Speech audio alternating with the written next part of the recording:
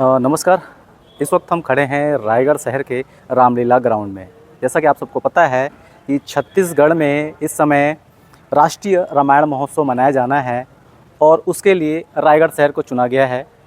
रायगढ़ शहर का ये रामलीला ग्राउंड है जहाँ पे कई दिनों से लगातार इस राष्ट्रीय रामायण महोत्सव को मनाने के लिए तैयारियाँ ज़ोरों शोरों पे शुरू है। आज हम इसी तैयारियों को यहाँ देखने पहुँचे हैं कि किस तरह से इस कार्यक्रम के लिए यहाँ की व्यवस्था की जा रही है। जो राम भक्त यहाँ आएंगे इस कार्यक्रम को देखने के लिए, और जो राष्ट्रीय स्तर के जो कलाकार आएंगे और देश विदेश से जो यहाँ कलाकार जो अपनी प्रस्तुति देने आएंगे, उनके लिए किस तरह की व्यवस्था की गई है, कैसा स्टेज बनाया गया है, उन सब चीज़ों को देखने के लिए हम यहाँ पहुँचे हैं।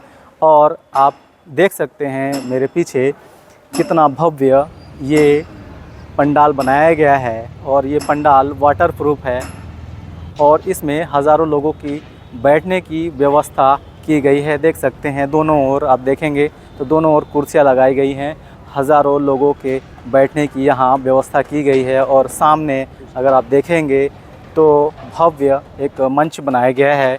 जो राष्ट्रीय स्तर के कलाकार आएंगे वो अपनी प्रस्तुति वहीं पेश करेंगे। सामने अगर देखेंगे तो वीआईपी आएंगे, उनके लिए सामने व्यवस्था की गई है। और फिर उसके बाद से पीछे जो शहर के जो लोग हैं जो इस महोत्सव को देखने आएंगे, उनके लिए कुर्सियों की व्यवस्था की गई है। और आपको बता दें कि ये जो आयोजन है ये पूर्णतः निःशुल्क है। इस कार्यक्रम में आम जनता का प्रवेश पर किसी तरह का कोई शुल्क नहीं लगेगा। इस आयोजन को छत्तीसगढ़ सांस्कृतिक विभाग के द्वारा किया जा रहा है, जिसके लिए छत्तीसगढ़ का ये रायगढ़ शहर चुना गया है। छत्तीसगढ़ आगामी माह राममय होने जा रहा है।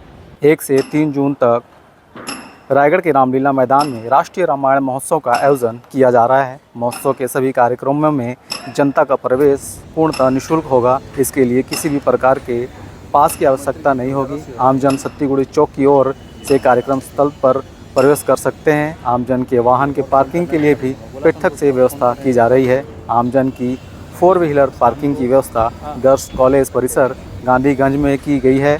वहीं 2 व्हीलर पार्किंग की व्यवस्था सेवा कुंज परिसर के पास हंडी चौक में की गई है। कार्यक्रम के रूपरेखा के बारे में जानकारी देते हुए अधिकारियों ने बताया कि महोत्सव में विशेष रूप से अरण्यकांड पर केंद्रित रामायण गाथा की प्रस्तुति होगी।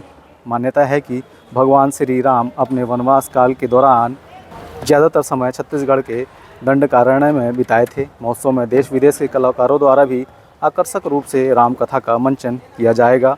3 दिवसीय इस वृहद आयोजन में प्रतिदिन राष्ट्रीय स्तर के बड़े कलाकारों की प्रस्तुति भी होगी। 1 जून को इंडियन आइडल फेम शंखु प्रिया और सारेगामा फेम शरद शर्मा शिरकत करेंगे। वहीं 2 जून को मशहूर गायक बाबा हंसराज रघुवंशी और लखवीर सिंह लखा की संगीत में प्रस्तुति होगी। 3 जून को लोकप्रिय भजन गायिका मैथिली ठाकुर और देश की मशहूर कवि कुमार विश्वास की प्रस्तुति से राम भक्ति की धारा बहेगी।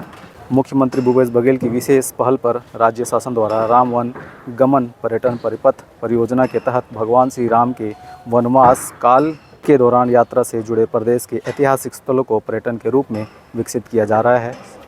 सरगुजा से लेकर बस्तर तक जहाँ जहाँ श्री राम के चरण पड़े हैं, उन स्थानों को पर्यटन के रूप में विकसित किया जा रहा है।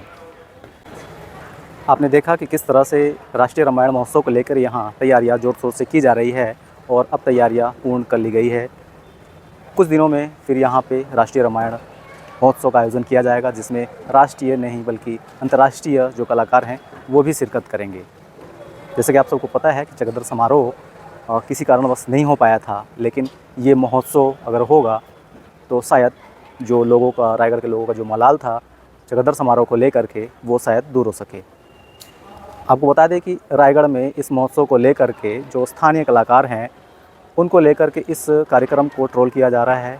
गवर्नमेंट जो कांग्रेस गवर्नमेंट है उस पर बीजेपी निशाना साध रही है और लगातार जो लोकल कलाकार हैं उनकी प्रस्तुति को लेकर के यहाँ पे सवाल उठाए जा रहे हैं। ये कितना सही है कितना गलत है हम इस पर नहीं जाते हैं। बहुत अच्छी ये आयोजन एक रायगढ़ शहर में होने जा रही है और पूरे छत्तीसगढ़ में हमारे रायगढ़ को चुना गया है इस महोत्सव के लिए। ये हमारे लिए गौरव की बात है। तो आप सभी राष्ट्रीय रामायण महोत्सव देखने के लिए 1 से 3 जून तक रायगढ़ में ज़रूर पधारें। नमस्कार।